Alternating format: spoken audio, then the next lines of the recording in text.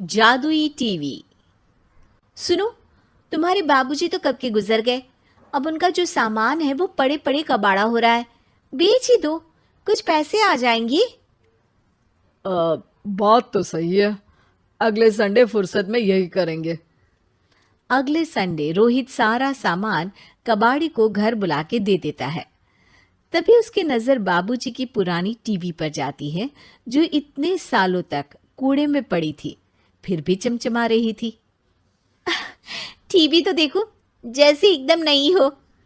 हाँ, बाबूजी को टीवी देखना बहुत पसंद था। उनका सपना था कि वो टीवी पे आए। एक बार मौका भी था जब वो अपने गांव के गाने सुनाने किसी चैनल पर जाने वाले थे, पर मैं और मेरा भाई लड़ पड़े और बाबूजी को घर पर ही रुकना पड़ा। चला के देखें क्या? हाँ हाँ, क्यों नहीं, देख लेते हैं। पर शायद ही चले। बाबूजी ने उस लड़ाई के दिन के बाद टीवी देखना ही छोड़ दिया था। टीवी चालू करने के लिए उसमें केबल वायर लगा दिया जाता है। एक न्यूज़ चैनल चालू हो जाती है।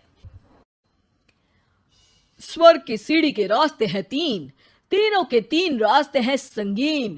पहला रास्ता है सांप की बीन, दूसरा रास्ता घर में बिछा कालीन, तीसरा रास्ता कलकत्ता से चीन।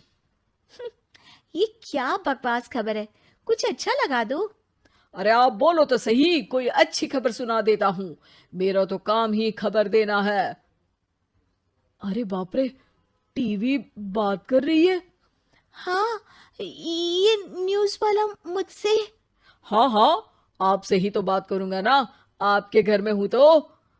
अरे, ये सपना है क्या? तुम हमसे बात नहीं कर सकते? अरे सपना नहीं भाई साहब, ये टीवी जादुई टीवी है। बोलो, क्या खबर सुननी है, वरना ब्रेक लेने का टाइम आ जाएगा। सुप्रिया घबरा के टीवी बंद कर देती है। वो क्या था? अरे एक बार और चालू करके देखे, फिर से बात करेगा तो चैनल बदल देंगे। सुप्रिया फिर टीवी चालू कर देती है। अरे ऐसा कोई मुंह पे टीवी बंद करके जाता है क्या? मुझे बुरा लगा आपका नेचर। चाय पानी तो पूछो।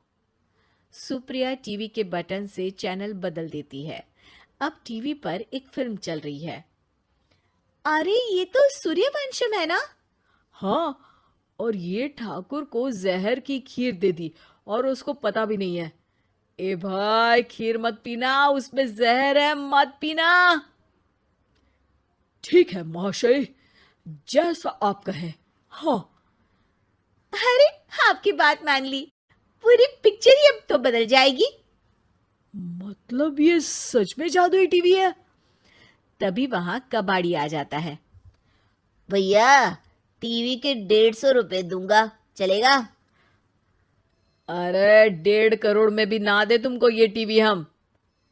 अरे 1.5 करोड़ खरीदने को होते तो तुम्हारे घर में ये पानी चाय नहीं पीता, अंबानी या टाटा के घर बैठा कोल्ड कॉफी पीता।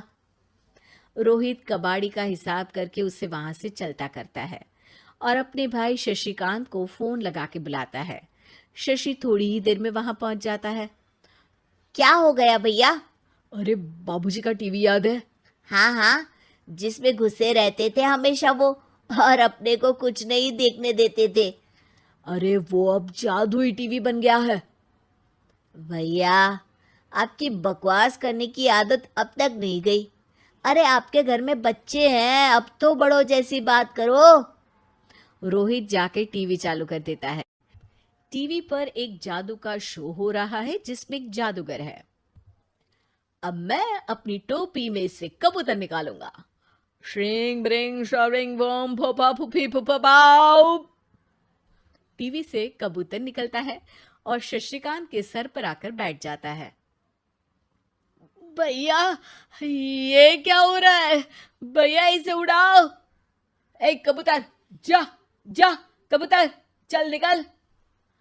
अब मैं टोपी में से सांप। सांप सुनते ही शशिकांत कांप जाता है और भाग के टीवी बंद कर देता है।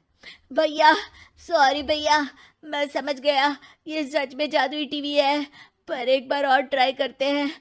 पर भाभी, कोई दूसरा चैनल लगाओ हाँ, जिसमें डर ना लगे। सुप्रिया टीवी चला देती है और न्यूज लगा देती है। अरे कितने दिनों बाद मुझे याद आया, बताइए क्या खबर सुनाओ। और ये नया आदमी कौन है? ये मेरा भाई है शशिकांत। ओह यस, वही है ना जिससे तुम लड़ लिए थे किसी बात पे, और तुम्हारे बुढ़ाओ पिताजी गुस्सा हो गए थे और टीवी को संन्यास दे दिया था। हैं? तुमको कैसे पता ये सब? इस टीवी में रहने वाले आदमी से लेकर कबूतर तक को तुम्हारे बाबूजी और तुम्हारी बातें पता है, इसलिए तो ये जादुई टीवी है। ये टीवी क्या कर सकती है वैसे? तुम जो मांगो दे सकती है, कहानी बदल सकते हो, खबर बदल सकते हो, कोई चीज मांग सकते हो। अरे भैया, ये टीवी मैं लेके जा रहा हूँ। बाबूजी का लाडला तो मैं ही था ना। अरे ऐसे कैसे?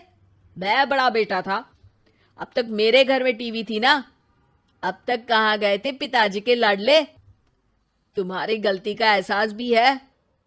अरे भैया, ज्यादा ना बोलो वरना भूल गए आपके दांत तोड़ दिए थे मैंने उस लड़ाई में। मेरी बीवी के सामने मेरी बेइज्जती करता है। रुक, दोनों भाई हाथापाई पे उतर जाते हैं। रुक, बताता हूं तुझे कि कौन बड़ा है। अरे छोटे का दम तो देख लीजिए आप। ये खबर आपके बाबूजी को देता हूं। तभी टीवी अचानक बंद हो जाता है। अरे, शायद टीवी नाराज हो गया। और लड़ लो, आए बड़े खली बनने। टीवी से एक तेज रोशनी निकलती है और टीवी में बाबूजी दिखाई देते हैं। बापूजी आप? इतना चकरा क्यों रहा है? अपने बाप को नहीं पहचानता क्या? ये तो ऐसा ही है बाबूजी। प्रणाम बाबूजी। अरे चुप कर, तुम दोनों ही उल्टे हो।